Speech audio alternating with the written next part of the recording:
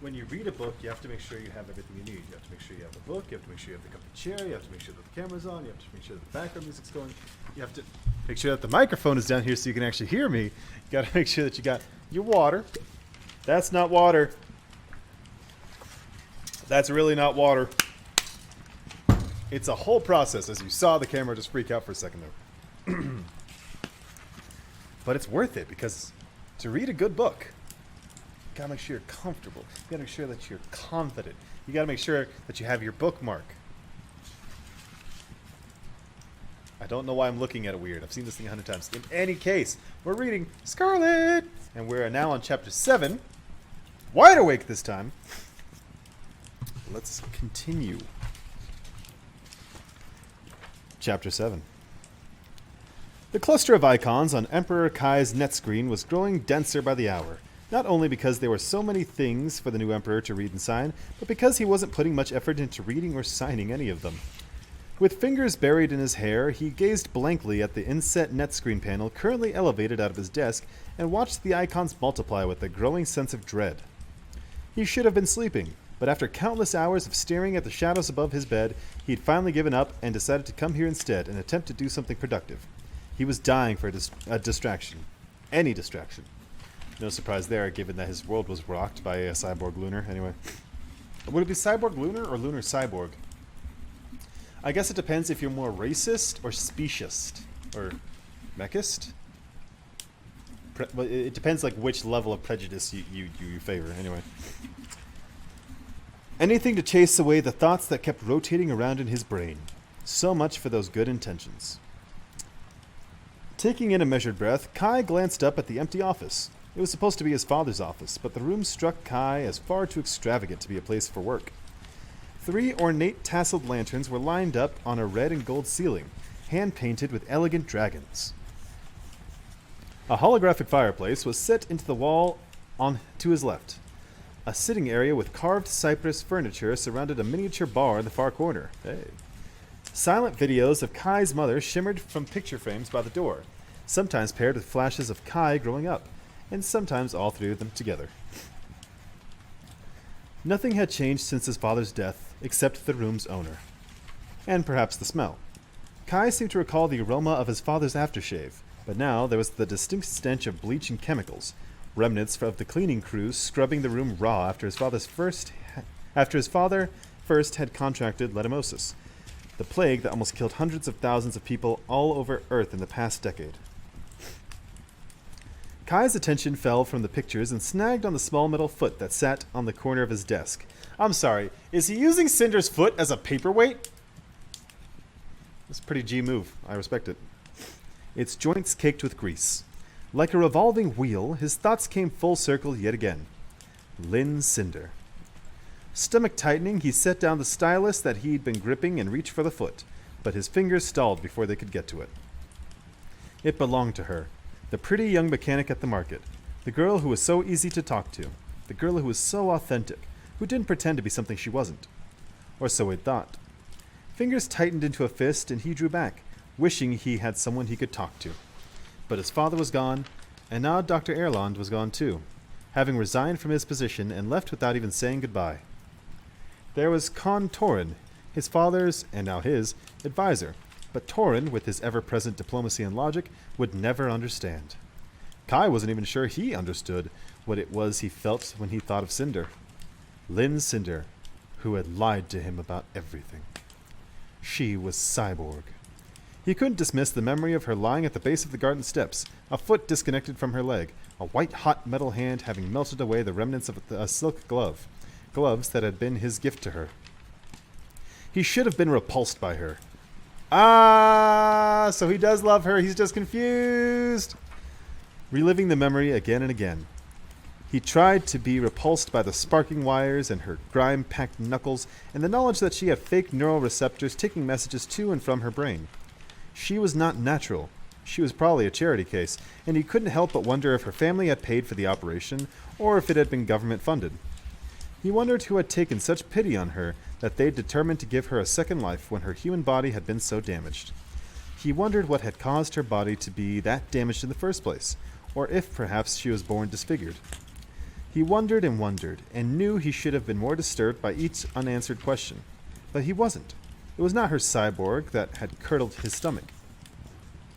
Rather, his repugnance had started the moment his vision of her flickered as if she were a broken net screen. He'd blinked, and she was no longer a helpless, rain-soaked cyborg, but the most intensely beautiful girl he'd ever laid eyes on.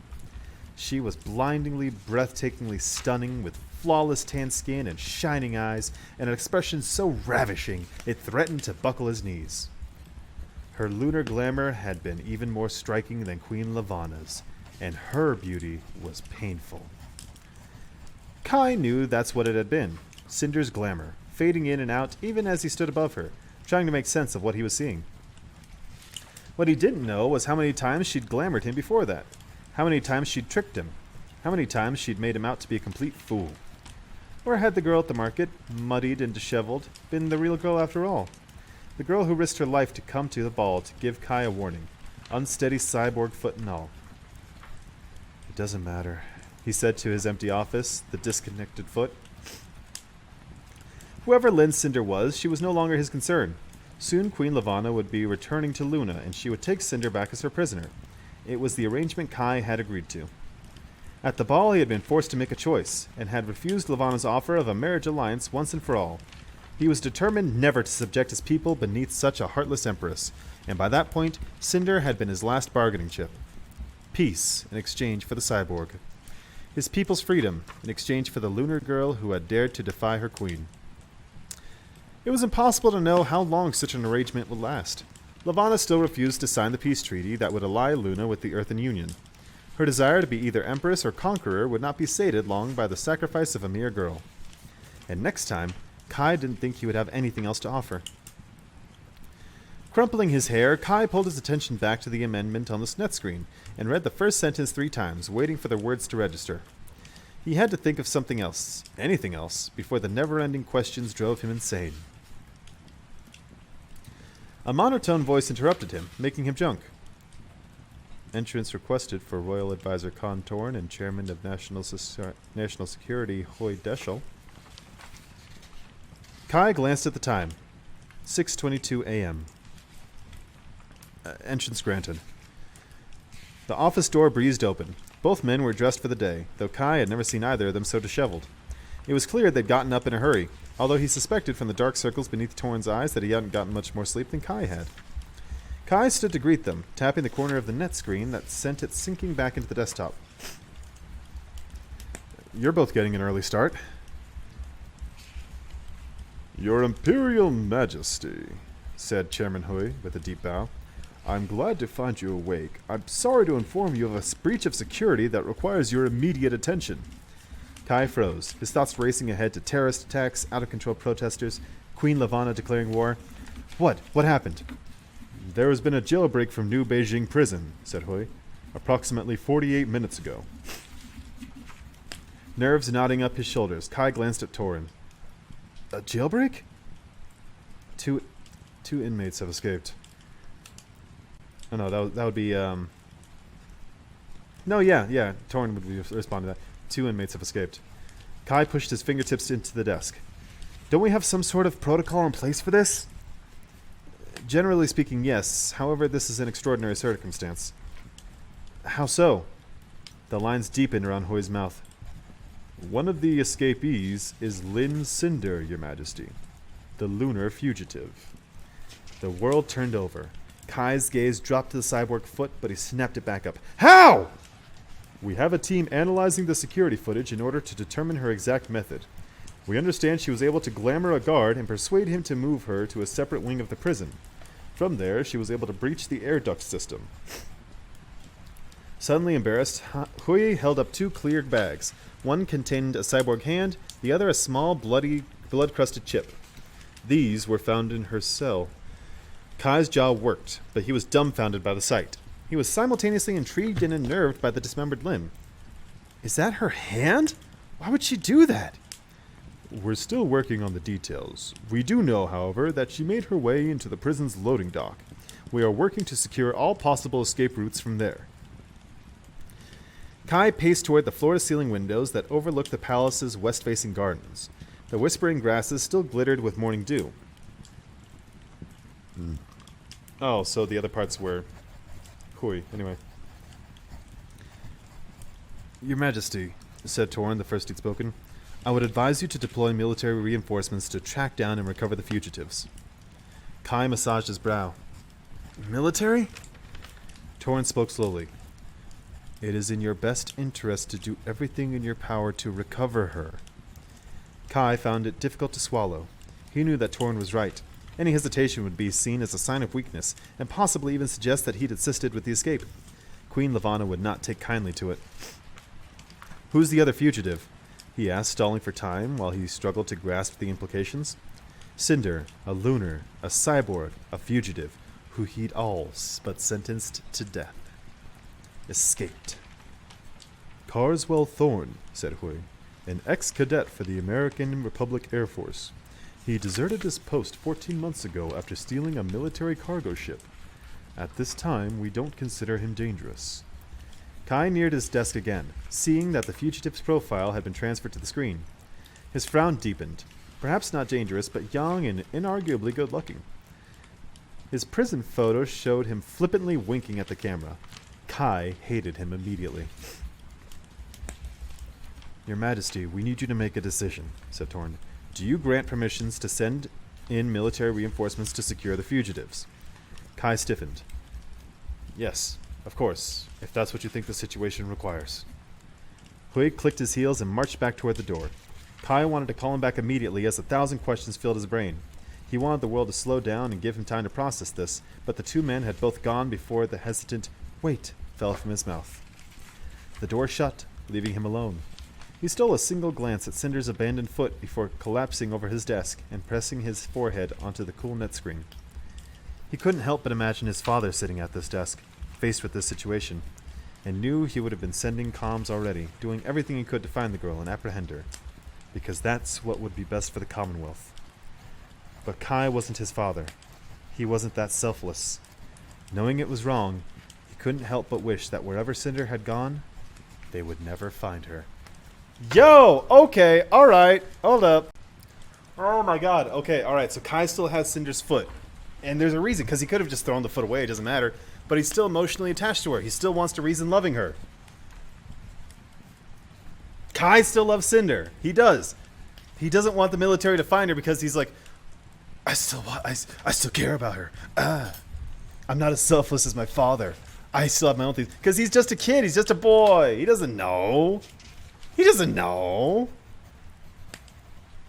He still loves her. He's trying to reason it out. He's confused. He found her so easy to talk to. He found her unlike anyone else. And then when he found out that she was cyborg, that she was a lunar, and he's trying to reason it. He loves her. He wants to love her. That's so sweet.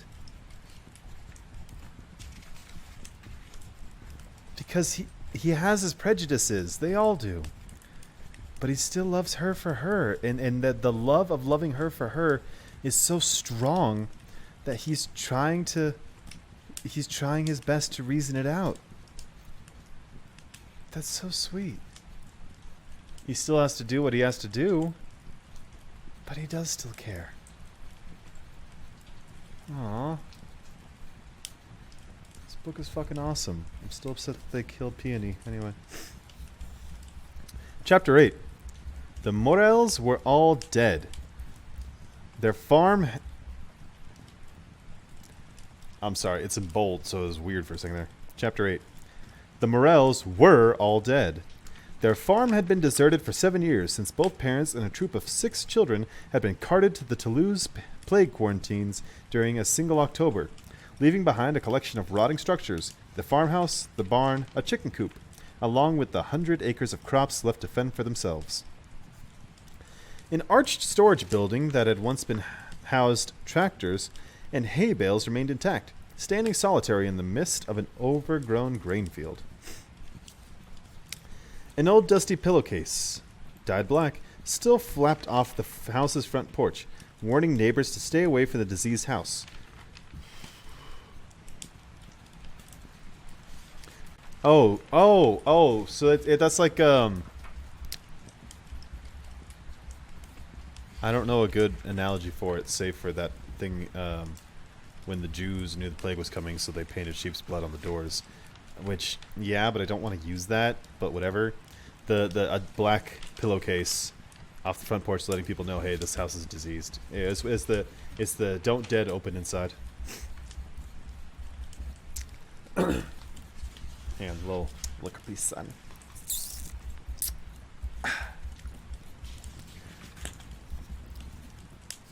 For many years, it had done its job, until the ruffians who ran the fights had sought it out and claimed it for their own. The fights were already underway when Scarlet arrived. She sent a hasty comm to the Toulouse police department from her ship, figuring she had at least 20 or 30 minutes before they responded, useless as they were. Just enough time to get the information she needed before Wolf and the rest of society's outcasts were taken into custody. Downing a few breaths of chilled night air that did nothing to settle her rapid-fire heartbeat, she marched into the abandoned storage building. A rioting crowd shouted up at a hastily constructed stage, where one man was beating his opponent in the face, fist flying over and over with sickening steadfastness. Blood started to leak from his opponent's nose. The crowd roared, egging on the dominating fighter.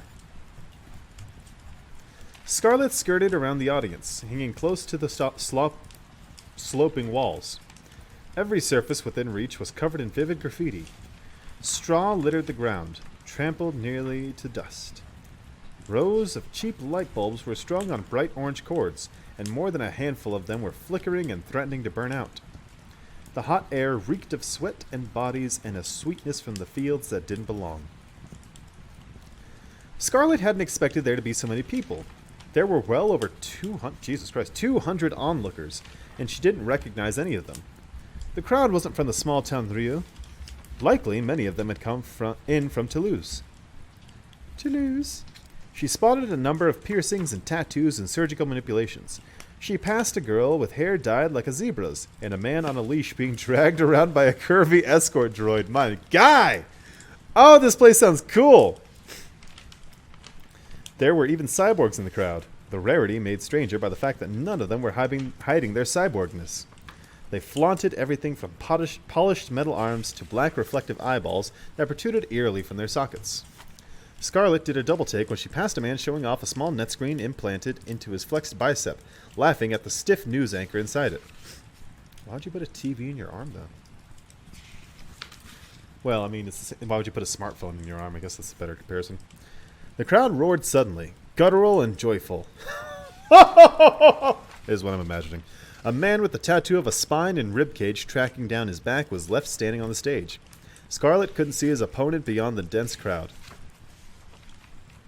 She tucked her hands into the pockets of her hooded sweatshirt and continued her search of the unfamiliar faces, the strange fashions. She was drawing attention in her plain jeans with the ripped knees and ratty red sweatshirt that her grandma had given her years ago. Usually the hoodie was like camouflage in a town of equally careless dressers, but now she was dressed like a chameleon in a room full of Komodo dragons. That's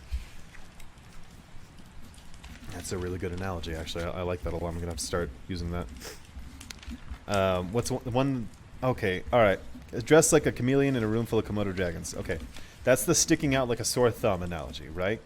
The one that I know and that I like is I'm sticking out like a horseshoe crab in a freshwater environment. Thanks to Big Top Burger for giving me that analogy. But I'm going to swap between that and this chameleon one. They're both good. Everywhere she turned, curious gazes followed her. With ruthless defiance, she glared back at them and kept searching. She reached the back wall of the building, still stacked high with plastic and metal crates, without spotting Wolf. She backed herself into a corner for a better viewpoint and tugged the hood forward over her face. Her handgun dug into her hip. You came. She jumped. Wolf had materialized out of the graffiti and was suddenly beside her, green eyes catching the dusty flickers of the light bulbs. I'm sorry, he said, shuffling back a half step. I didn't mean to startle you. Scarlet ignored the apology. In the shadows, she could just make out the edge of the tattoo on his arm, which had seemed so unimportant hours before, but was now burned into her memory. The man who handed me the poker had a tattoo. Heat rushed to her face, the rage she buried in return for calm practicality rising to the surface. She closed the distance between them and thumped her locked fist into his sternum, ignoring how he towered a full head above her. Her hatred made her feel like she could crush his skull with his bare hands. "Where is she?" Wolf's expression was blank, his hands limp at his sides. "Who?" "My grandmother! What have you done with her?" He blinked, his expression at once confused and speculative, like she was speaking in another language that he was slow to translate. "Your grandmother?" Gritting her teeth, she slammed her fist harder into his chest. He flinched, but it seemed to be more from surprise than pain. "I know it was you! I know you took her and you're keeping her somewhere! I know it was you who tortured my dad! I don't know what you're trying to prove, but I want her back, and I want her back now!" He shot a furtive glance over her head. "I'm sorry. They're calling me to the stage." Pulse pounding against her temples, Scarlet simultaneously grabbed his left wrist and yanked out her gun.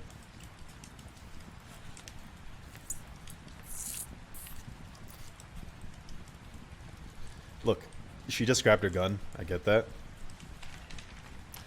You have to make sure you're well hydrated for murder.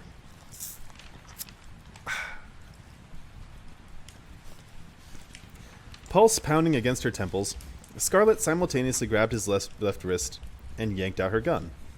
She pressed the barrel against his tattoo. "My dad saw your tattoo, despite your attempts to keep him drugged up. I find it unlikely that there are two identical tattoos like this, and that you happen to show up in my life the same day my dad's kidnappers let him go after a week of torturing him." His eyes momentarily cleared, but the look was followed by a deep frown, accentuating a pale scar on the side of his mouth. "Someone kidnapped your father and your grandmother," he said slowly. "Someone with a tattoo like mine. But they let your father go today?" "Do you think I'm an idiot?" she yelled. "Are you really going to try and convince me you had nothing to do with it?" Wow, this Scarlet girl's really emotional. It's really working up my fucking voice. Wolf peered up toward the stage again, and she tightened her grip on his wrist, but he made no move to walk away. "I've been at the Review Tavern every day for weeks. Any of the waitstaff can vouch for that. And I've been here every night. Anyone will tell you so." Scarlet scowled. "Sorry if the people around here don't seem exactly like the trustworthy types." "They're not," he said, "but they do know me. Watch. You'll see." He tried to slip around her, but Scarlet turned with him, her hood slipping back. She dug her nails into his skin. "You're not leaving until you—" She paused, looking past Wolf at the crowd by the platform. Everyone was watching them, appreciative looks darting up and down Scarlet's body. Ew. Don't ogle at her like that. A man on the platform was leaning against the ropes, smirking. He raised his eyebrows when he saw he'd caught Wolf's and Scarlet's attention.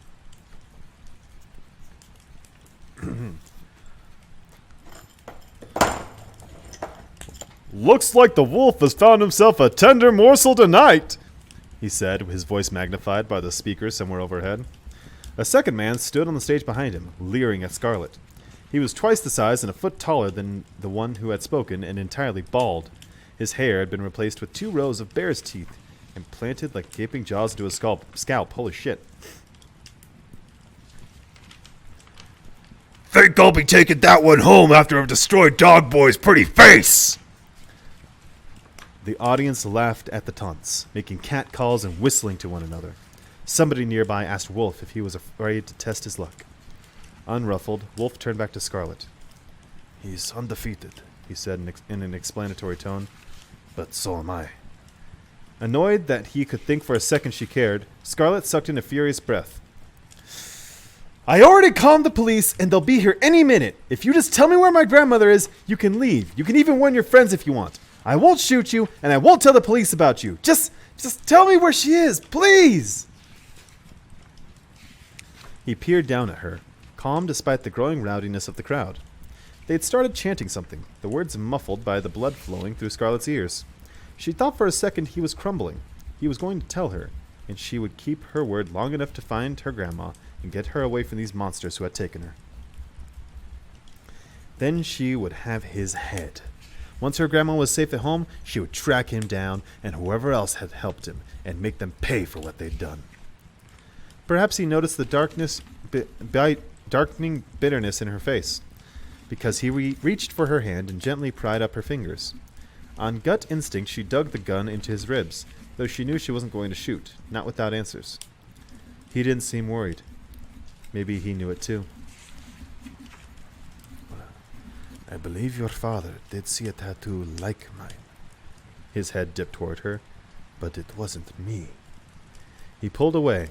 Scarlet dropped her arm, letting the gun hang limp at her side, and watched the chanting crowd part for him. The onlookers were intimidated, but also amused. Most were smiling and jostling one another. Some were moving through the crowds, scanning wrists, collecting bids. He may have been undefeated, but it seemed clear that most bets had been placed on his opponent. She squeezed the gun until the textured metal of the handle had left an imprint on her palm. A tattoo like mine. What had he meant by that? He'd only been trying to confuse her. She determined as Wolf launched himself over the stage's ropes, agile as an acrobat. The coincidence was too much. No matter,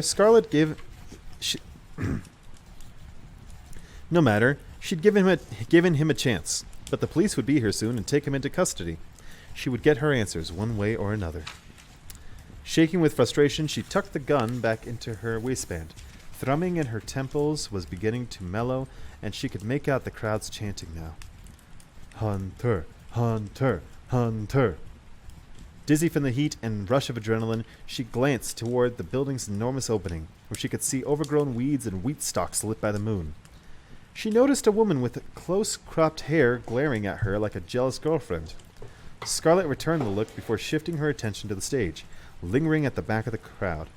She pulled up her hood again, drawing her face beneath the shadows. The crowd surged forward, carrying Scarlet closer to the fight. Hunter had ripped off his shirt, displaying a mass of raw muscle as he rattled the crowd. The row of teeth embedded on his head glinted as he bowled from one side of the stage to the other. Wolf was tall. I'm trying to get comfortable. Wolf was tall, but he looked like a child next to Hunter. Nevertheless, he was all composure in his corner of the platform, radiating arrogance with one foot up on the ropes, practically lounging. Hunter ignored him, pacing back and forth like a caged animal, growling, cursing, working the crowd into a frenzy. I don't know why I did that. Fuck. The one who handed me the poker. Scarlet's gut twisted. She needed Wolf. She needed answers. But in that moment, she wouldn't have minded seeing him ripped to shreds on that stage. As if sensing her onslaught of rage, Wolf's gaze flickered toward her. The smug amusement dropped away. Scarlet hoped it showed on her face just who she was rooting for. A holograph flickered to life, hanging over the announcer's head. The words slowly rotated and flickered. Hunter, 34, versus Wolf, 11. Damn, alright, so I'm going to guess it's classic Street Fight rules. Oh no, it's not a Street Fight, cage fight. So to the death. Tonight, our reigning undefeated champion, Hunter! Cried the announcer. The crowds bellowed. Takes on undefeated newcomer, Wolf! Mixed boos and cheers. Evidently, not everyone had bet against him. Scarlet was hardly listening, straining hard at the holograph. Wolf, 11. 11 wins, she suspected. 11 fights. 11 nights? Her grandmother had been missing for 17 days and counting, but her father, hadn't he said they'd only kept him for a week? She frowned, frustrated from the calculations. Hunter yelled, We're having Wolf for dinner tonight! Oh, I'm talking outside. This Hunter guy's funny. Hundreds of hands slapped against the edge of the platform like a roll of thunder. Wolf's concentration darkened into something thirsty but patient. The holograph flashed bright red, then evaporated with the sound of a bellowing horn. The mediator dropped down into the crowd, and the fight began. Hunter threw the first punch. Scarlet gasped, the moment almost too quick to follow, but Wolf ducked easily and skirted out from Hunter's shadow. Hunter was impressively fast for his bulk, but Wolf was faster. A series of blows were deflected until Hunter's fist finally connected with a sickening crunch. Ugh.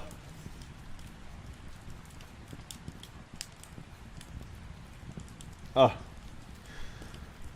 A series of blows were deflected until Hunter's fist finally connected with a sickening crunch. Scarlet recoiled. The crowd erupted, pushing and screaming against her. The frenzy was palpable, the crowd salivating for blood. Moving as if it were all choreographed, Wolf aimed a solid kick to Hunter's chest.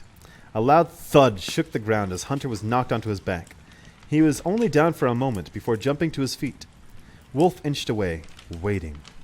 Blood was dribbling from his lips, but he didn't seem bothered by it. His eyes glowed. Hunter attacked with renewed vigor. Wolf took a punch in the stomach and crumpled over with a grin.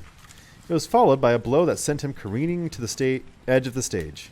He stumbled to one knee, but was up on his feet before Hunter could come closer. He shook his head in an oddly dog-like manner, wild hair flying, and then crouched with his big hands poised at his sides, staring at Hunter with that peculiar grin. Scarlet wrapped her fingers around her sweatshirt's zipper, wondering if that tick was how Wolf had gotten his nickname. When Hunter came barreling across the stage again, Wolf lunged to his side and aimed a kick square in Hunter's back. Hunter collapsed to both knees. The crowd booed. A roundhouse kick, this one at Hunter's ear, sent him sprawling on his side. That's gotta hurt. Hunter made to get up, but Wolf aimed for his ribs, sending him back onto the stage. The crowd was in a fervor, screeching and calling foul. Wolf stepped back, allowing Hunter time to pull himself up by the ropes and settle back into his fighting stance. There was a new glint in Wolf's eye, like he was enjoying this, and when his tongue darted out to lick the blood from his mouth, Scarlet grimaced. A raging bull, Hunter charged again. Wolf blocked one punch with his forearm, but took another in his side. Then his elbow shot out, catching Hunter in the jaw, and Scarlet knew he'd taken the hit intentionally. Hunter stumbled backward. A heel in the chest nearly knocked him off his feet again.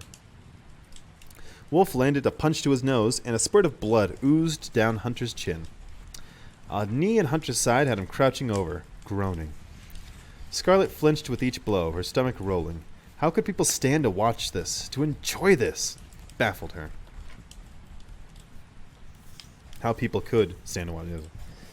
Hunter fell to his knees, and Wolf was behind him in a breath, his face violently contorted, his hands on each side of Hunter's head.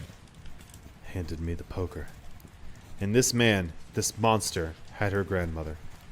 Scarlet clamped both hands over her mouth, smothering the cry as her ears waited for the snap of Hunter's neck. Wolf froze and blinked at her. His eyes flickered, empty and mad, one moment, then almost dazed, surprised to see her there. His pupils widened. Revulsion burned through Scarlet's nerves. She wanted to look away, wanted to run, but she was anchored to the ground. Then Wolf leaped back, letting Hunter slump to the stage under his own weight. The horn blared again. The crowd was a mixture of cheers and boos, delight and anger, outright glee at seeing the great Hunter defeated. None of them minded the blind cruelty or the fact that they'd almost witnessed a murder. As the mediator climbed up onto the ropes to announce Wolf as the winner, Wolf peeled his focus away from Scarlet, shoved past the man, and hauled himself over the ropes. The crowd surged away from him. Shoving Scarlet backwards, she barely kept her balance as she was nearly crushed from the shuffling crowd. Wolf sprang up, using his hands and feet to propel him forward.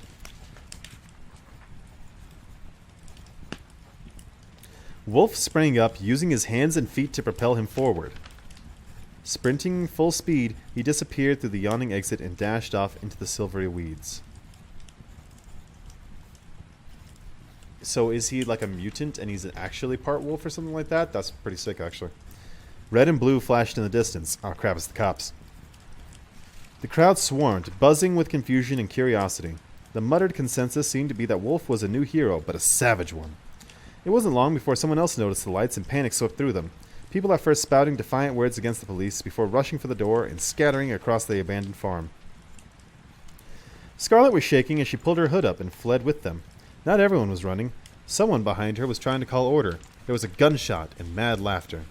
Up ahead, the girl with the zebra hair was standing on a storage crate, pointing and laughing at the cowards who would flee from the police. Not now, Ice Cube. Scarlet escaped into the midnight air, and the noise faded without the warehouse's echo around her. She could hear the sirens now, mixing with the thrum of crickets. On the dirt road outside the building, she spun in a full circle as the crowd jostled around her. There was no sign of Wolf. She had thought she'd seen him turn right. Her ship was parked to the left. Her pulse was racing, making it too hard to breathe. She couldn't leave. She hadn't gotten what she'd come for. She told herself that she would be able to find him again, when she'd had time to gather her wits. After she talked to the detectives and persuaded them to track Wolf down and arrest him and find out where he'd taken her grandmother. Tucking her hands into her pockets, she hurried around the building, toward her ship. A sickening howl stopped her, sucking the air out of her lungs. The night's chatter silenced, even the loitering city rats pausing to listen. Scarlet had heard wild wolves before, prowling the countryside in search of easy prey on the farms, but never had a wolf's howl sent a chill down her spine like that. That's Wolf, baby. That's Wolf. Okay, so what? So is Wolf actually part wolf? I mean, it's a fitting name, given that they talk about how animalistic he is. I wonder, is he a mutant? He has these blinding green eyes, which could be a telltale sign of something. He shook his head like a dog. It was like a tick, as she said. Maybe he's a mutant. Maybe he has some genetic deformity. Maybe something. But we know that that's Wolf making that wolf cry out there. And they even said that he was using his hands and feet to propel himself forward as he sprinted. So I'm imagining like a rabid animal. Oh, this guy's cool.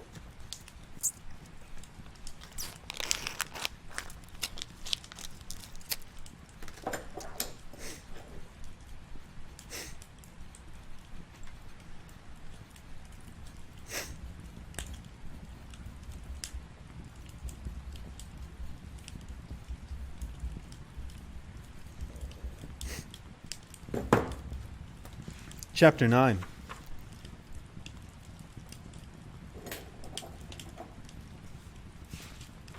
Ah! Get it off! Get it off! Cinder spun, steadying herself on the curved, slick concrete walls as she cast the flashlight behind her. Thorn was writhing and squirming in the cramped tunnel, swatting at his back and emitting an array of curses and unmanly shrieks. Ah! She sent the beam of light to the ceiling and saw a thriving mass of cockroaches scuttling across in all directions. I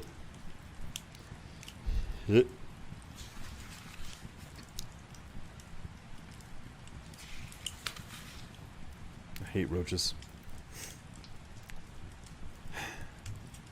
Let me explain why I hate roaches.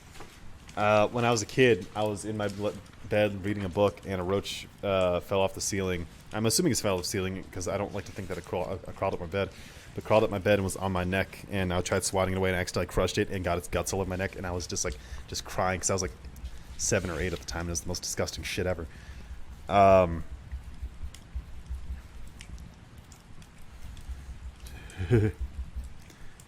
Fuck. She sent the beam of light.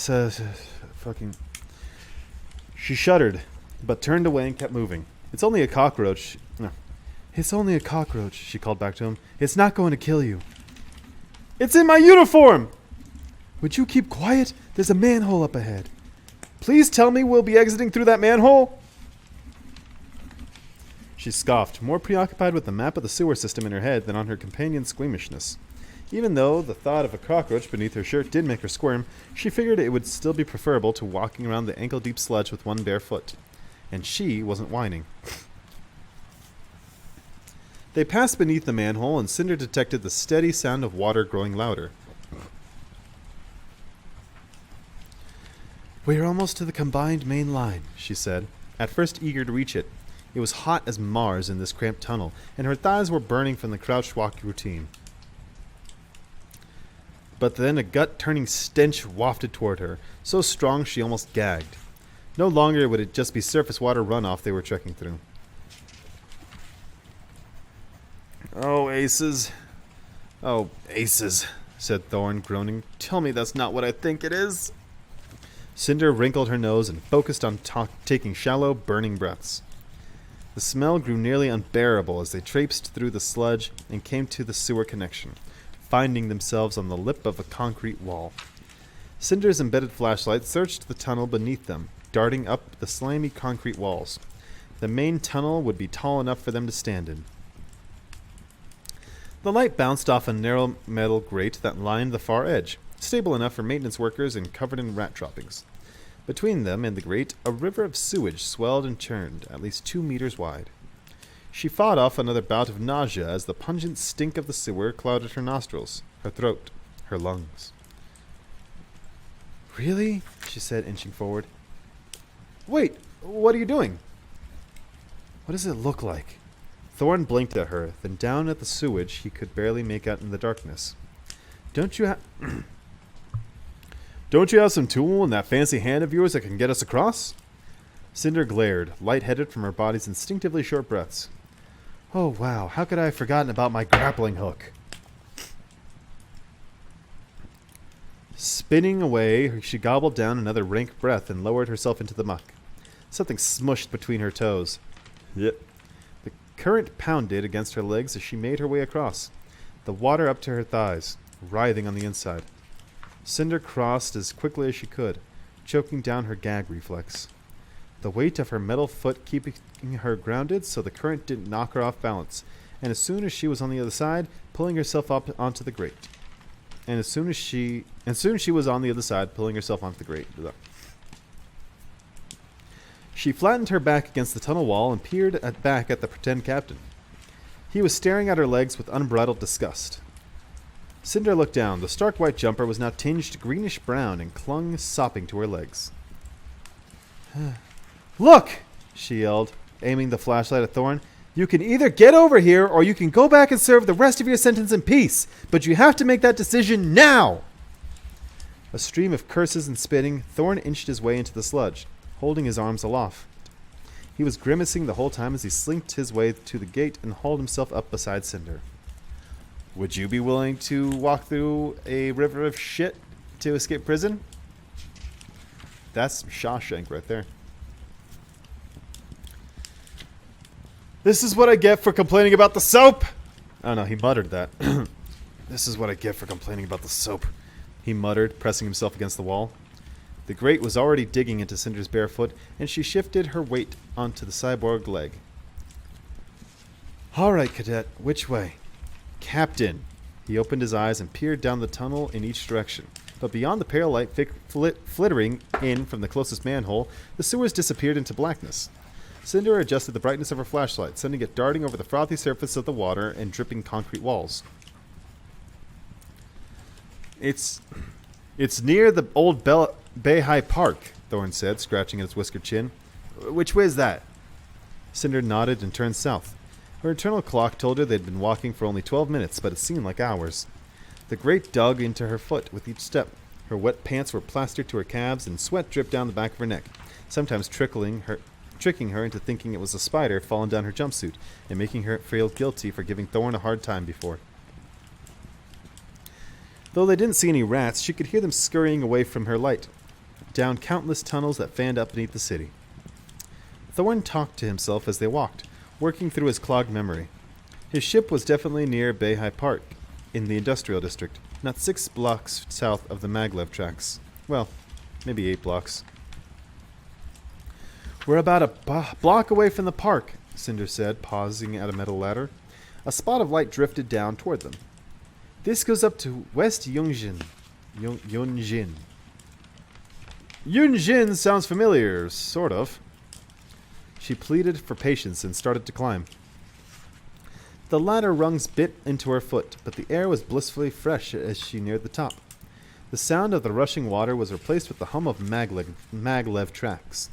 Reaching the manhole cover, Cinder paused to listen for signs of humanity before pushing the cover off to the side. A hover glided overhead. Cinder ducked, heart racing. Daring to inch her head up, she spotted silent lights atop the white vehicle. It was an emergency hover. Visions of androids armed with brain interface overriding tasers sent a shudder through her. Before the hover turned a corner and she saw a red cross on one side. It was a medical hover, not law enforcement. Cinder nearly collapsed from relief. They were in the old warehouse district, near the plague quarantines. Medical hovers were to be expected. Oh, she's near where Peony died. She glanced both ways down the deserted street. Though it was still early, The day was already hot, and whimsical mirages were rising from the pavement, having forgotten the drenching summer storm from 2 nights before. Clear! She hauled herself up onto the road and sucked in a deep breath of the city's humidity. Thorn followed, his uniform glaring bright in the sun, except for the legs, which were still murky green and smelled of sewage. Which way? Shielding his eyes with his forearm, Thorn squinted at the concrete buildings and rotated in a full circle. Faced north, scratched his neck. Then Cinder's optimism crumbled. Tell me you recognize something. Yeah, I do, he said, waving her away. I just haven't been here in a while. Think faster. We're not exactly blending in with our surroundings here. I moved my contact. That was weird. With a nod, Thorn started down the street. This way. 5 steps later, he paused, pondered, turned around. No, this way. We're dead. No, I've got it now. It's this way. Don't you have an address? A captain always knows where his ship is. It's like a psychic bond. If only we had a captain here. He ignored her, marching down the street with spectacular confidence. Cinder followed 3 steps behind him, jumping at each sound. Trash skidding across the road, a hover crossing an intersection 2 streets away. The sun glistened off the dusty warehouse windows. 3 empty blocks later, Thorn slowed his pace and peered at the facade of each building they passed, rubbing his chin. Cinder began desperately searching her brain for Plan B. There! Thorn jotted across the street to a warehouse that was identical to every other warehouse, with giant rolling doors and years of colorful graffiti. Rounding the building's corner, he tested the main door. Locked. Spotting the ID scanner beside the door, Cinder cursed. Figures. Kneeling down, she pried the plastic face off the scanner. I might be able to disable it. Do you think there's an alarm? There'd better be. I haven't been paying the rent all this time for my darling to sit in an unprotected warehouse. Cinder had just downloaded the programming manual for the scanner's product number when the door beside them swung open, and a plump man with a thin black goatee stepped out into the sunlight. Cinder froze. Carswell! The man barked. Just saw the news! I thought you might be showing up here! Alec, how are you? A grin broke across Thorn's face. Am I really on the news? How do I look? Without answering, Alex swerved his attention towards Cinder. His friendliness froze over, buried beneath a trace of discomfort. Gulping, Cinder shut the scanner's panel and stood. Her netlink was already connecting to the newsfeed she'd abandoned during their escape, and sure enough, there was a stream of warnings flashing across her own picture, the one they'd taken when she'd been admitted into the prison. Escaped convict. Escaped convict. Considered armed and dangerous. If seen, calm this link immediately. Seen you on the news, too! No, yeah. Carswell, yeah, okay. Seen you on the news, too! Alex said, glancing at her steel foot. Alec, I'm here to pick up my ship. We're in a bit of a hurry. As sympathetic wrinkles creased the corners of Alec's mouth, he shook his head. I can't help you, Carswell. Hang on. Alec and Carswell's voices are too... Because, like, Carswell's very, yes, I am the captain. And Alec's very, ho-ho! Ho-ho! I can't help you, Carswell. The feds have been watching me close enough as it is. Storing a stolen ship is one thing. I can always claim ignorance to that, but assisting a convicted felon and assisting one of them...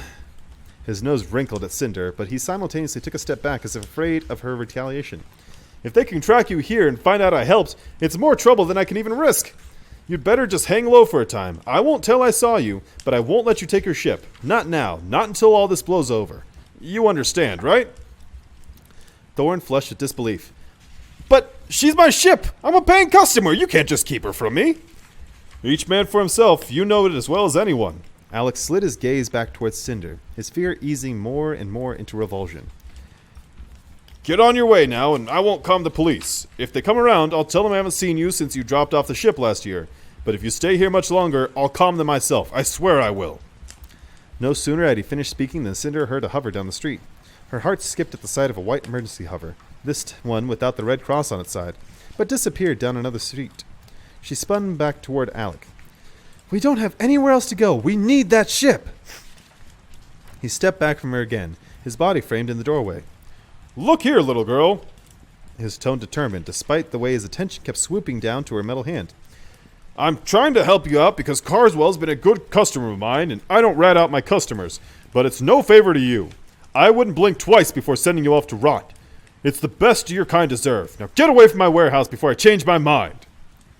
Desperation welled inside her. She clenched her fists as a surge of electricity lashed out, blinding her. White-hot pain flared up from the base of her neck, flooding her skull, but it was blessed brief and left bright spots sparking in her vision. Oh, is she trying to glamour him? Huh. Panting, she reeled back from the burning energy, just in time to see Alex's eyes roll back. He toppled forward, landing in Thorn's arms. Cinder staggered against the wall, dizzy. Oh, stars, is he dead? Thorn groaned from the weight. No, I think he's having a heart attack. It's not a heart attack, she murmured. He'll be fine. She said it as much to convince herself as him, having to believe these accidental flares of her lunar gift weren't dangerous, that she wasn't becoming the terror to society that everyone believed her to be. Aces, he weighs a ton! Cinder grabbed Alex's feet, and together they dragged him into the building. An office to their left had 2 net screens, one with a security feed showing the warehouse's exterior, just as the door closed behind 2 white-clad fugitives and the unconscious man. The other screen showed a muted news anchor. He may be a selfish shirk, but he does have a good taste in jewelry. Thorn held up Alex's hand by the thumb, fiddling with a silver-plated band around his wrist, a miniature port watch. Would you focus? Cinder hauled Thorn to his feet. Turning, she scanned the massive warehouse. It stretched out the full length of the city block, filled with dozens of spaceships, large and small, new and old. Cargo ships, pod ships, personal flyers, race ships, farriers, cruisers. Which one is it? Hey, look! There was another jailbreak! Cinder glanced at the net screen, which now showed the chairman of National Security talking to a crowd of journalists. On the bottom of the screen scrolled the words, Lunar escapes from new Beijing prison, considered extremely dangerous. This is great, said Thorn, nearly knocking her over with a slap on her back. They're not going to worry about us if they have a Lunar to track down. Cinder dragged her attention away from the broadcast, just as his grin fell. Wait, you're Lunar? You're a criminal mastermind? Spinning on her heels, she stalked into the warehouse. Where's this ship? Hold on there, little traitor. Breaking out of jail is one thing, but assisting a psychotic Lunar is a bit out of my league. Haha, yes. I'm trying to just make sure I keep Carswell's voice fresh. Cinder rounded on him. First, I'm not psychotic. And second, if it wasn't for me, you'd still be sitting in that jail cell, still ogling your port screen. So you owe me. Besides, they've already pegged you as my accomplice. You look like an idiot in that picture, by the way. Thorn followed her gesture to the screen. His own jail picture was blown up beside hers. I think I look pretty good. Thorn. Captain. Please. He blinked at her, a touch of smugness wiped quickly away by a brisk nod. Right. Let's get out of here. Cinder sighed in relief, following Thorn as he marched into the maze of ships. I hope it's not the one in the middle. Oh, I hope it's not the one in the middle. Doesn't matter, he said, pointing up. The roof opens.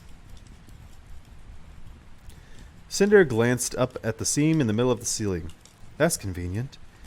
And there she is! Cinder followed Thorn's gesture. His ship was larger than she'd expected. Much larger. A 214 Rampion, class 11.3 cargo ship. Cinder pulled up her retina scanner and downloaded the ship's blueprint, speechless at everything it could claim. The engine room and a fully stocked dock with 2 satellite pod ships took up the underbelly, while the main level housed the cargo bay, cockpit, galley kitchen, 6 crew quarters, and a shared washroom. This thing's fucking deluxe! Nice work, Thorn. Damn. You're not the weird shit that I thought you were. I was expecting it to be a lot like, what's the guy's name? I'm taking a pause for a second. I was expecting him to be a lot like, Zach Brannigan, the cocky pilot from Futurama. But no, he actually has a good ship.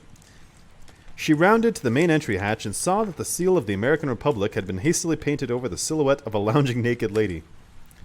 Nice touch. Thanks! Did it myself. Despite her worries that the painting could make them more easily identified, she couldn't help being faintly impressed. It's bigger than I expected. Let me just take a moment to just assess how I said that. There was a time when she housed a 12-man crew, Thorn said, petting her hull. Should be plenty of room for avoiding each other. Oh, sorry. Should be plenty of room for avoiding each other then. Cinder paced beneath the hatch, waiting for Thorn to open it. But when she glanced back, she found him lovingly rubbing his temple against the ship's underside and cooing about how much he'd missed her. Hey, man. I get that. When you find a ship you love. A lot of guys feel the same way about their car. Excuse me. Cinder was in the middle of rolling her eyes when an unfamiliar voice ricocheted through the warehouse.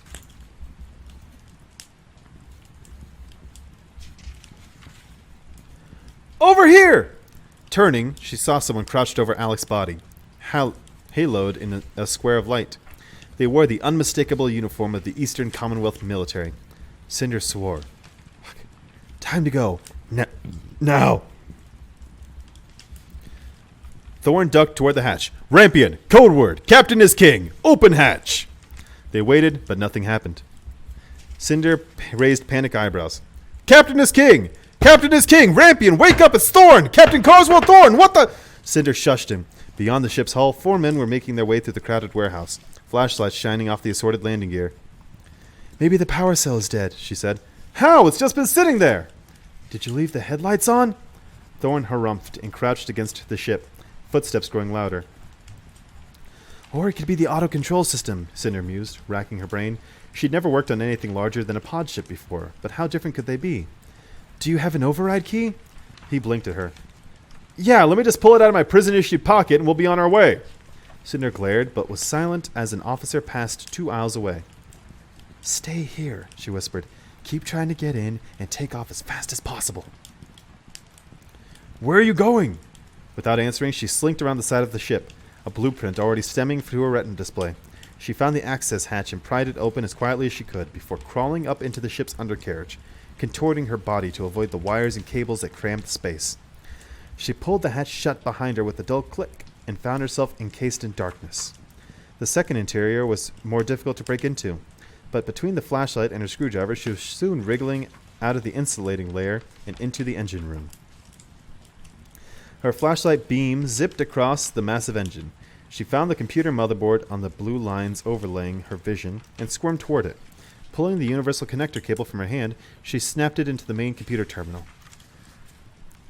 Her flashlight dimmed as her own power was diverted. Pale green text scrawled across her eyesight. Diagnosing computer system, model 135V8.2, 5%, 12%, 16%. Okay, alright. Okay, so that's... Alright, hold on. That's it's pretty goddamn cool. It's pretty goddamn cool. Okay, that's really fucking cool, though. Cinder's using her own internal power source as a cyborg to start this ship. This ship looks badass. The mental image is really fucking cool, okay? It's huge. Great job, Thorn. You're a baller. I did not expect you to have such a cool ship. You're also an idiot. Perfect passcode, Captain is King. I love that shit. I love Thorn. He's fucking cool. He's an idiot. I love him. Oh my god.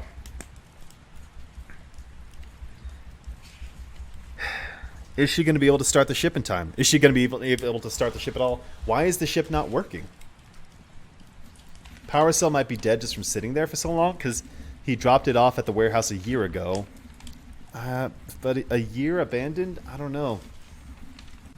I don't know. And then other things to think about is that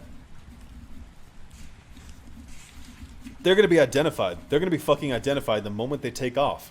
Because the military is already there. And if the military is already there, well, they're going to know that Thorn's... They already know if Thorn's involved. I'm sure they're already suspecting the Rampion. That's why the military showed up at the warehouse.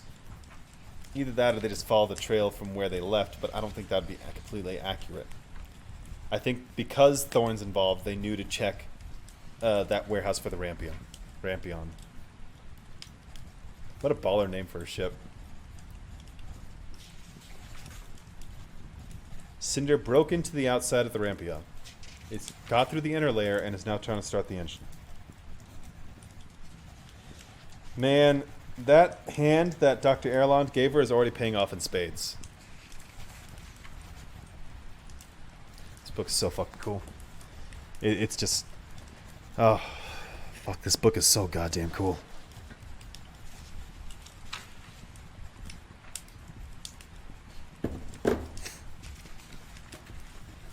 Chapter 10. Thorn jumped at a clang overhead. A man's voice followed. Hear that? Thorn crouched down between the ship's landing feet and flattened himself against a metal beam. Captain is king. He whispered. Captain is king! Captain is king! A subtle hum pulsed over his head. Pale running lights flickered on the rear of near the ship's nose. Captain is...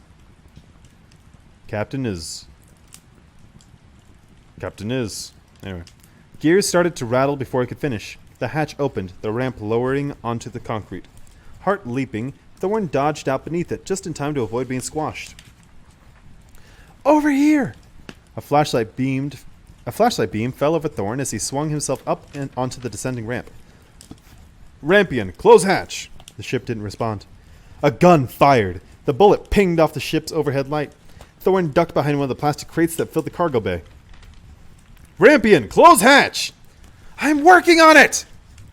He froze, glancing up at the pipes and tubes that lined the ship's ceiling. Rampion? The following silence was punctuated by the clang of the ramp on the outside concrete, the thumping of booted feet. Then the ramp creaked again and started to rise back up. A shower of bullets lodged into the plastic storage crates, pinging off the metal walls. Thorn covered his head and waited until the ramp was closed enough to block the bullet's path before shoving himself away from the crate and running toward the cockpit. He's a regular Han Solo, this guy. The ship vibrated as the ramp slammed shut, a volley of bullets pinging against the hull. Thorn scrambled toward the emergency lights that framed the cockpit, shoving aside unopened crates. His knees smacked something hard, and he let out a string of curses as he collapsed into the pilot's seat. The windows were dirty, and all he could see in the dark warehouse were the faint lights of Alec's office and the flashlight beams darting toward the Rampion, searching for another way in. Rampion, ready for liftoff! The dash lit up with controls and screens, only the most important ones. The same sterile, feminine voice came over the ship's speakers. Thorn, I can't set the automatic lift. You're going to have to take off manually. He gaped at the control. Why is my ship talking back to me? It's me, you idiot! He cocked his ear toward the speaker. Cinder? Listen, the auto control system has a bug. The power cell is on the fritz too. I think it can make it, but you're going to have to take off without computer assistance. The words, too dry in the computer's tone. Oh. Listen, the auto control system has a bug. No, it's not has a bug. Listen, the auto control system has a bug. The power cell is on the fritz too. I think it can make it, but you're going to have to take off without computer assistance. The words, too dry in the computer's tone, were punctuated by another round of bullets against the ship's closed hatch. Thorn gulped. Without computer assistance? Are you sure? A short silence followed by the voice again, and Thorn thought he could detect Cinder's screeching despite its monotone. You do know how to fly, right?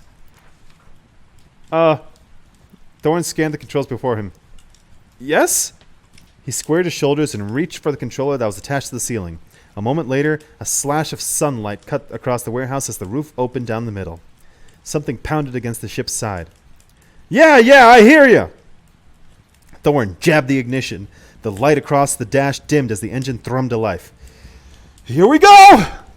Another crash echoed from outside the hatch. He jogged a few switches, engaging hover mode, and eased the ship off the ground.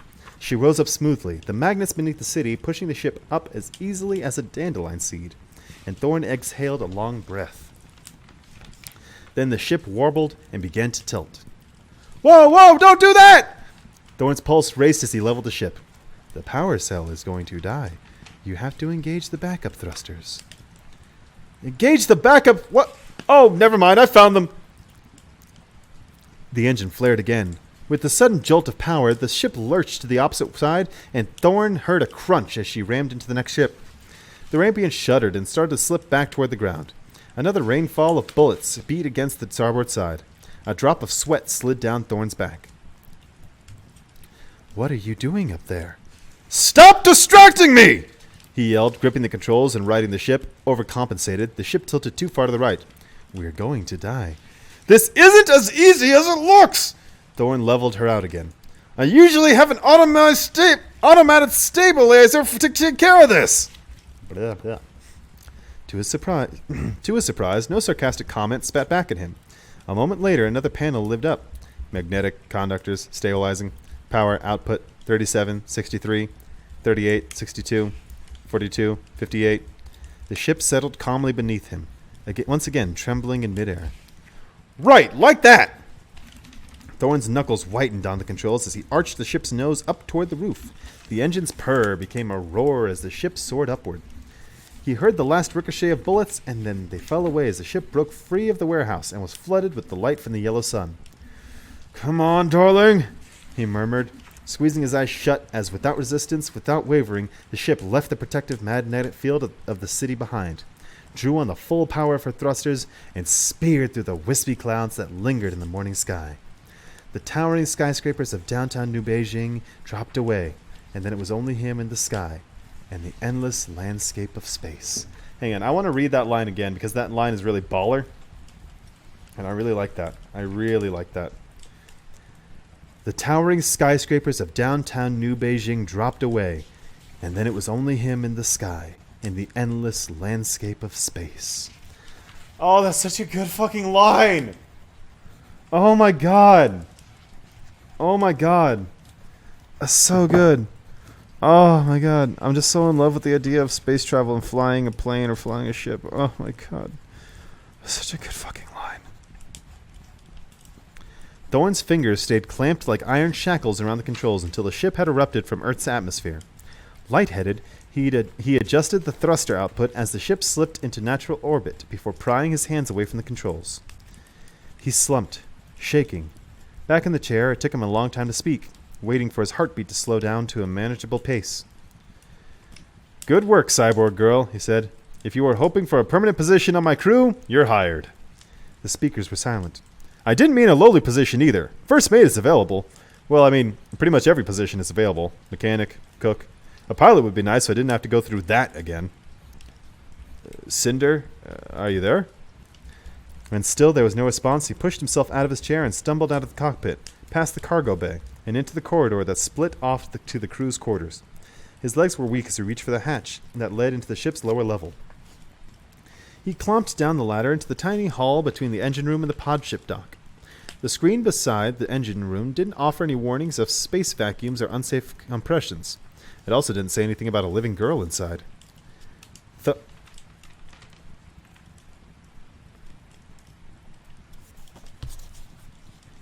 The screen beside the engine room didn't offer any warnings of space vacuums or unsafe compressions. It also didn't say anything about a living girl inside. Did she just get sucked into the vacuum of space? Or is otherwise fighting against the vacuum of space? Thorn tapped the unlock icon on the screen and twisted the door's manual bolt, then shoved the door open. The engine was loud and hot and smelled like melted rubber. "Hello?" he called into the dark. "Cyborg girl? Are you in here?" If she responded, the words were lost in the engine's thrumming. Thorn gulped. Lights on?" A red emergency light brightened above the doorway, casting gloomy shadows over the enormous revolving engine and masses of cords and coils that sprawled out beneath it. Thorn squinted, spotting something almost white. Sinking to his hands and knees, he crawled toward her. "Cyborg girl?" That's not how he would have said it. "Cyborg girl?" She didn't move. As Thorn came closer, he saw she was on her back. Dark hair sprawled across her face. Her robotic hand was plugged into the port of an exposed computer panel. "Hey, you," he said, hovering over her. He peeled up her eyelids, but her gaze was dark and empty. Craning down, Thorn placed an ear against her chest, but if there was a heartbeat, it was drowned out by the roaring engine. "Come on," he growled, reaching for her hand and working the connector out of the port. The nearest computer panel went dark. "Auto control system disconnected," jilted a robotic voice overhead, startling Thorn. "Engaging default system procedures." "Good plan," he muttered, grabbing her ankles. Thorn dragged her slowly into the hallway and propped her against the corridor wall. Whatever the cyborg parts were made of, it was a lot heavier than flesh and bone. He pressed an ear to her chest again. This time, he was met with a faint heartbeat. "Wake up!" he said, shaking her. Cinder's head slumped forward. Sitting back on his heels, Thorn screwed up his lips. This girl was horribly pale and filthy from their check through the sewers, but in the hallway's brightness, she could tell she was still breathing, if barely. "What, do you have a power button or something?" His attention fell on her metal hand with the cord and plug still dangling from her knuckle. Grabbing her hand, he peered at it from every angle. He remembered a flashlight, a screwdriver, a knife, and 3 other fingers, but he wasn't sure what her pointer finger was hiding. If it was a power button, he couldn't see any way of getting at it. The connector cable, though. Right! Thorn jumped up, nearly toppling into the wall. He jabbed at the screen that opened the door into the pod ship dock. White lights flared overhead as he entered. He grasped Cinder's wrists and tugged her into the dock, dropping her in between the 2 small satellite ships that sat like toadstools among a mess of cables and service tools. Panting, he reeled the pod ship's charging cord out of the wall, then froze, staring at the girl's cable, at the ship's cable, at the girl. He cursed again and dropped them both. 2 males. Even he could tell they wouldn't connect. Knocking his knuckles against his temple, Thorn forced himself to think. Another idea flashed, and he squinted down at the girl. She seemed to be growing paler still, but maybe that was a trick of the lighting. "Oh," he said, a new idea dropping into his brain. "Oh boy, you don't think... Oh, that's disgusting." Shoving away his squeamishness, he gently pulled the girl toward him so that she collapsed over one arm. With his free hand, he searched around her tangled hair until he discovered the tiny latch just above her neck. He looked away as he opened it, before daring to peer inside from the corner of his eye. A jumble of wires and computer chips and switches that made absolutely no sense to Thorn filled a shallow compartment in the back of her skull. He let out a breath, glad that the control panel completely hid any brain tissue from sight. At its base, he spotted what appeared to be a small outlet, the same size as the plugs. "Ouch," Thorn muttered, reaching for the pod ship cable again and hoping that he wasn't about to make a huge mistake. He wiggled the plug of the recharging cord into her control panel. It snapped into place. He swallowed a breath. Nothing happened. Sitting back, Thorn held Cinder at arm's length. He pushed her hair back from her face and waited. 12 heartbeats later, something hummed inside her skull. It grew louder and then fell silent altogether. Thorn gulped. The girl's left shoulder jerked out of Thorn's grip. He dropped her onto the floor, letting her head loll to one side. Her leg flailed, nearly catching Thorn in the groin, and he shoved himself away from her, planting his back against the pod ship's landing treads. The girl sucked in a quick breath, held it in for a couple seconds, then released it with a groan. "Cinder? Are you alive?" A series of milder spasms worked their way out of her robotic limbs. Then she scrunched up her whole face as if biting into a lemon. Eyelids twitching, she managed to squint up at him. "Cinder?" She eased herself up to sitting. Her jaw and tongue worked silently for a moment, and when she spoke, the words were heavily slurred. "Auto-control defaults. Almost drain my power system." "I think it did drain your power system." She frowned and seemed momentarily uncertain before reaching for the cord still plugged into her brain. Yanking it out, she slammed the panel shut. "You opened my control panel?" she said, her words a little clearer with anger behind them. He scowled. "I didn't want to." Her expression was sour as she peered at him, not entirely angry, but not grateful either. They stared at each other for a long time as the engine hummed across the hallway and a light in the corner started to go out, flickering at random intervals. "Well," Cinder finally grumbled, "I guess that was pretty fast thinking." A relieved grin filled up Thorn's face. "We're having another moment, aren't we?" "If by a moment you mean me not wanting to strangle you for the first time since we met, then I guess we are." Cinder slumped back on the floor. "Although maybe I'm too exhausted to want to strangle anybody." "I'll take it," said Thorn, stretching out on the floor beside her and enjoying the cold hardness of the dock's floor, the obnoxiously glaring lights overhead, the stink of sewage on their clothes, and the perfect sensation of freedom.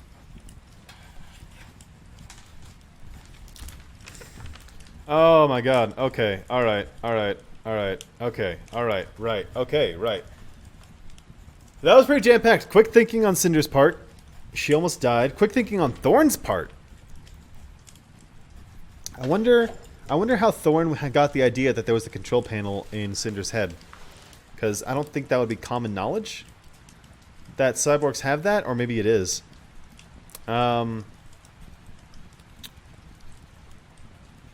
Wild. Wow. But now Cinder's like soul, not soul, but like power is powering the ship.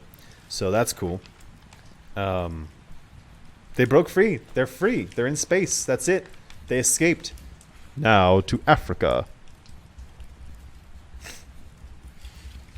Actually, is actually, now that I think about it, is Thorn going to want to go to Africa? Where's he going to want to go? I guess he might be willing to follow Cinder wherever, depending. I don't know. I guess that's a good point to think about.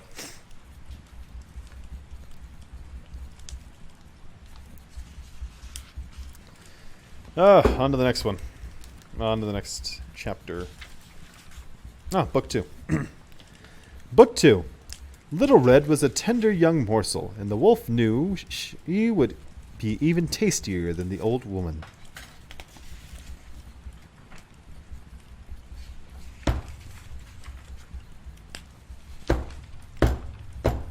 That's where it's from. Each book has a theme about a classic story. Cinder is about Cinderella. Cress is about... am I imagining it must be Rapunzel, because the cover shows a girl with long hair. Winter must be Snow White. Scarlet I couldn't place because it's got this fucking thing. This doesn't mean anything objectively. But then a girl with red hair, or a red hoodie, a grandmother missing, a hungry wolf. It's Little Red Riding Hood. That's so weird because, like, I don't know. Little Red Riding Hood seems like a weird place to go with it, since Cinder was for Cinderella, a princess story. Cress is for Rapunzel, a princess story. Winter is for Snow White, a princess story. Little Red Riding Hood is not a princess story. But I mean, there's not really like any sort of thing with that. I mean, you can do whatever the hell you want, so whatever. Chapter 11. The egg hissed as it slid into the melted but what if Wolf is like from the same family, or like knows the people that kidnapped Cinder's Scarlet's grandmother? Because he knows about a tattoo like his, so maybe they're from the same mutated. Anyway. The egg hissed as it slid into the melted butter, its vivid yolk drizzling into the white. Scarlet brushed a tufted feather off the next egg before cracking it open with one hand, simultaneously pushing the spatula across the bottom of the pan. The oozing whites grew opaque, fluttered up, develop a crackling film near the pan's edges. Otherwise, the house was silent. She'd checked in on her dad when she'd gotten home from the fight and found him comatose in her grandma's bed. A bottle of whiskey stolen from the kitchen left on the open dresser. She'd emptied the rest of the whiskey into the garden, along with every other bottle of liquor she could find, then spent 4 hours tossing in her own bed. Her head was full of the previous evening, the burn marks in her dad's arms, the terror in his face, his desperation to find whatever her grandmère had hidden. And Wolf, with his tattoo and his intense looks and his almost convincing tone. It wasn't me. Letting the spatula balance on the edge of the pan, Scarlet pulled a plate from the cabinet and sliced a hunk of stale bread from the loaf on the counter. The horizon was glowing, and a clear sky promised another sunny day, but a wind had kicked up in the night, tossing the corn stalks and whistling past the chimneys. A rooster crowed in the yard. I'm sorry. Sighing, she spooned the eggs onto the plate before sitting down at the dining table. She shoveled the food into her mouth, and while her hunger was stronger than her nerves, with her free hand she reached for the port screen on the table and established a netlink. Search. No, it's not. It's, search. Search, she muttered through a half mouthful. Tattoo. LSOP.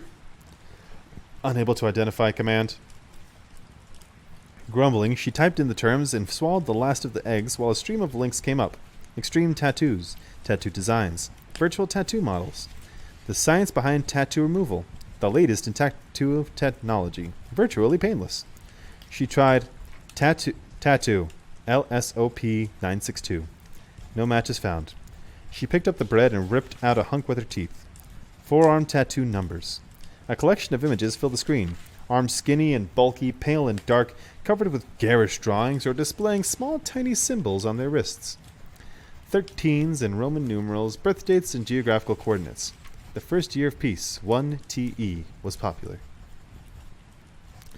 Jaw beginning to ache, Scarlet dropped the rest of the bread down on the plate and rubbed her palms into her eyes. Street Fighter tattoos, kidnapper tattoos, mafia tattoos? Who were these people? She stood up and started a pot of coffee. Wolf, she whispered to herself as the water began to percolate. She let the word linger, feeling it on her lips. To some, a wild beast, a predator, a nuisance. To others, a shy animal who was too often misunderstood by humanity. An uneasiness still lingered in the pit of her stomach. She couldn't get the memory of him out of her head, nearly killing his opponent amid all those spectators, before running out into the fields like a man possessed. At the time, she'd believed that the howl she'd heard minutes later had been a true wolf prowling the farms, though they certainly weren't uncommon, not after the Species Protection Act had been enforced centuries ago, but her certainty was failing. They call me Wolf at the fights. She put her plate and the empty fry pan into the sink, running cool water over them while she scanned the fields swaying shadows through the window. Soon the farm would be filled with life, androids and workers and genetically enhanced honeybees. She poured the coffee before it finished, topping her mug with a splash of fresh milk, and sat back at the table. Wolves. An image of gray wolves filled the screen, fangs bared, ears flattened, snowflakes clung to its thick coat. Scarlet dragged her finger across the screen, sending the picture away. The images that followed were more peaceful, wolves tumbling with their mates, cubs sleeping piled on top of one another, regal white and gray pelted wolves creeping through autumn woods. She chose a link from one of the species preservation societies and scanned the text, pausing when she came to the section on howling. Wolves howl in order to gain the attention of their pack or send territorial warnings. Lone wolves who have become separated from their pack will howl in order to find their companions. Often, the alpha male is the most aggressive howler of the pack. His aggressiveness can be detected in his low-pitched, rough howls when he approaches a stranger. A chill shook Scarlet so hard her coffee splashed up toward the rim of her mug. Cursing, she stood to grab a towel and mopped it up, annoyed at being spooked by a stupid article. Did she honestly think the crazy Street Fighter had been trying to communicate with his pack? She threw the towel into the sink and grabbed the port screen, skimming through the rest of the article before following a link about pack hierarchy. Wolves travel in packs, groups that range from 6 to 15 members, and have an established hierarchy. At the top of the social structure are the alpha male and alpha female, a mated pair. Though they are frequently the only wolves in the pack who will breed and produce a litter, all other pack members assist in feeding and raising the pups. Males will establish their alpha rank through ritual combat. One wolf may challenge another, resulting in a fight that determines which wolf is superior. Repeated victories will earn respect for the male wolf, and ultimately decide the pack leader. The next step in the pack hierarchy are the beta wolves, who often hunt and provide protection to the cubs. The omega wolf is the lowest ranking in the pack. Often treated as a scapegoat, the omegas are occasionally picked on by the rest of the pack. This can lead to the omega drifting to the edges of the pack's territory and on occasion leaving the pack altogether. A flurry of clucking startled Scarlet. Setting the port on the counter, she peered out the window, her stomach flipped. The shadow of a man stretched across the yard, the gathered hens skittering away from each other toward the coop. As if sensing her, Wolf glanced up and spotted Scarlet in the window. She spun away, swallowing the rising panic. She ran into the foyer and snatched her grandmother's shotgun from its corner beneath the stairs. Wolf hadn't moved by the time she had thrown open the front door. The chickens were already growing familiar with the stranger, pecking around his feet in search of fallen seed. Scarlet settled the gun in her arms and released the safety. If he was surprised, he didn't show it. "What do you want?" she yelled, startling the hens away from him. The light from the house spilled around her onto the gravel. Her shadow shifted across the drive, almost brushing Wolf's feet. The madness from the fight was gone, and the bruises on his face were nearly invisible. He seemed calm and unconcerned with the gun, though he didn't move toward her. After a long silence, he raised both hands to either side of his head, open-palmed. "I'm sorry I frightened you again." As if to make amends, he backed away, 2, 3 steps. "You have a gift," she deadpanned. "Keep your hands up!" His fingers twitched in acknowledgement. Scarlet paced out the front door, but stopped. I just realized that the lighting has gotten weird. Hold up. That's better.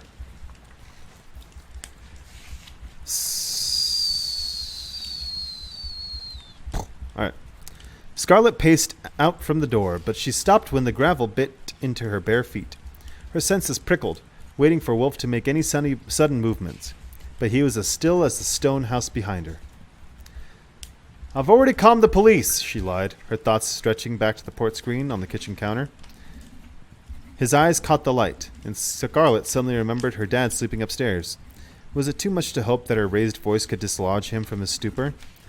"How did you get here?" "Walked. Well, ran, mostly," he said, hand still raised. The wind was making messy patterns with his hair. "Would you like me to leave?" That sounds too Russian. Hola. "Would you like me to leave?" The question took her off guard. "I want you to tell me what you're doing here. If you think I'm afraid of you..." "I'm not trying to scare you." With a glare, she peered down the barrel to make sure she still had him in line. "I wanted to talk to you about what you said at the fight. About the tattoo, and what happened to your grandmother, and your father." Scarlet clenched her jaw. "How did you find out where I live?" His brow furrowed, as if in confusion. "Your ship has the name of your farm on it, so I looked it up.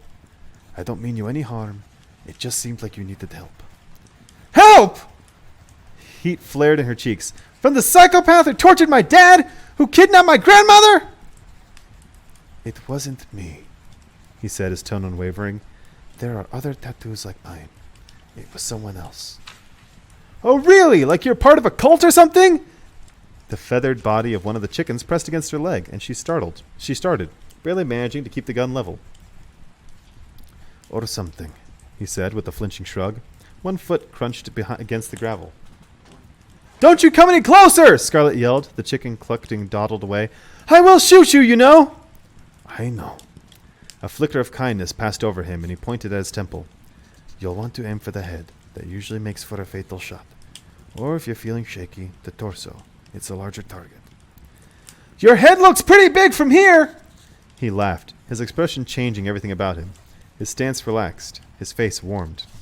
A disgusted growl vibrated in Scarlet's throat. This man had no right to be laughing, not when her grandmother was still out there. Wolf dropped his arms and folded them over his chest. Before Scarlet could order them up again, he was speaking. I had been hoping to impress you last night, but it seemed to backfire on me."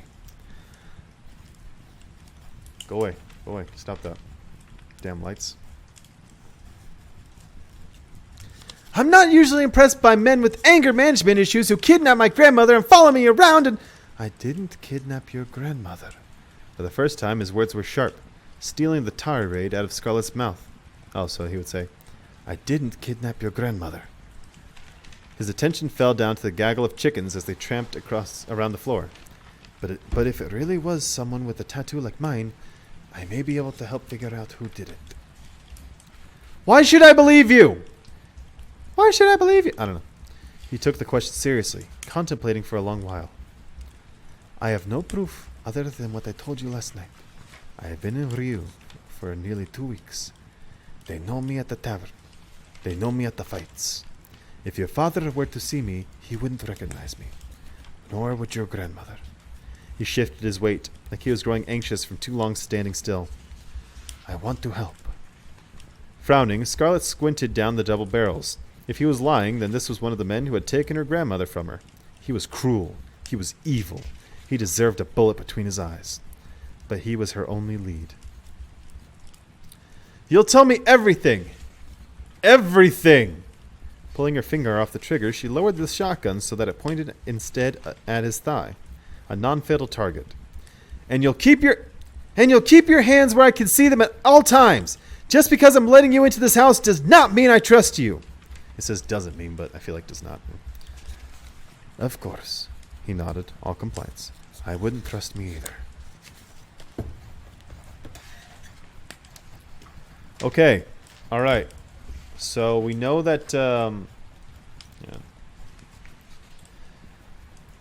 Okay, so Wolf wants to help. So Wolf acknowledges that there's other people with his tattoo. So that means that he was a part of something or was otherwise put through something. Internment camps, maybe? Maybe he's lunar. Maybe he's lunar. Maybe he's lunar, and that's a tattoo marking them. I don't know. Maybe that's the thing. I wouldn't think he's lunar. He would have used the glamour. No, but maybe he was like Dr. Erlond, where he doesn't use the glamour if he doesn't like to. Anyway.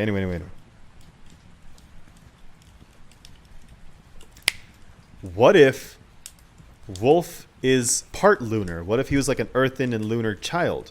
We're getting weird. We're getting weird with these theories. What if... Where the fuck does he come from? Because he has striking... He has striking green eyes. Dr. Erlon had striking blue eyes. Maybe the eyes are a thing with lunars. I don't know. I really don't know. But he wants to help. Why is he so hell-bent on helping Scarlet? It's because he's a nice guy. But he's been in 11 fights, and we can assume from the fact that he almost killed Hunter that he's probably killed 11 people, minimum. Which, badass. I don't know. He's such a mystery. He doesn't say much. We don't know much about him. What does he have to tell Scarlet?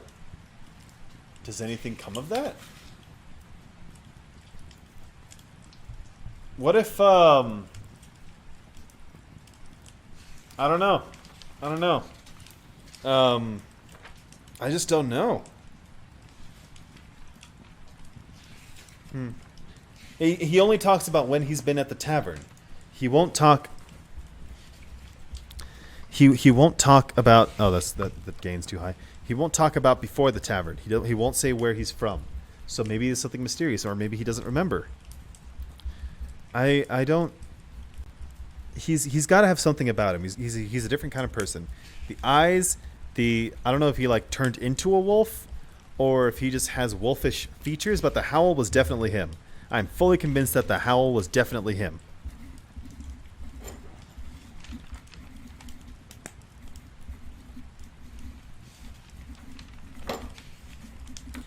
What if, what chain of events? Okay, so Scarlet's grandmother was kidnapped 2 weeks ago. And 2 weeks ago was when Kai brought the cyborg to Cinder. What flashpoint event happened to set all of these things into motion for all these characters? What the fuck?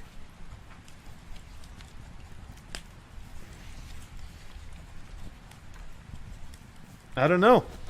A lot of questions to be answered, and nothing to be done except, keep reading. But we're going to keep reading next time, folks. Thank you for joining us. Having a lot of fun. This is a good book. All right. So we know Cinder is in space with on the Rampion. That's cool. Scarlet is about to talk to Wolf. The eyes are the window to the soul. I don't know. Catch you guys next time. Bye!